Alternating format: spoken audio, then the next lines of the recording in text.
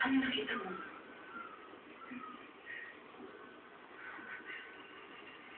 Kailangan ko bumalik sa buba.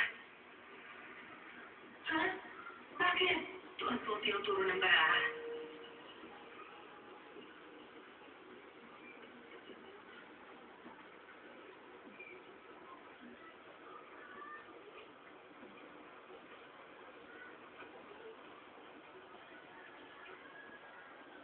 Ma'am, natuloy po namin yung buong area. May ikot-ikot na lang sa puno nito eh.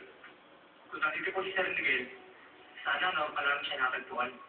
Ma'am, sino po ba nagsabi sa inyo dito natin siya makahanap?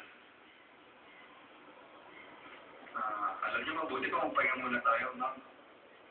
Mamaya subukan natin babayin yung burol. Pero siguro saglit lang dahil malapit na rin magdilim eh. Sige, Tol. Ma'am.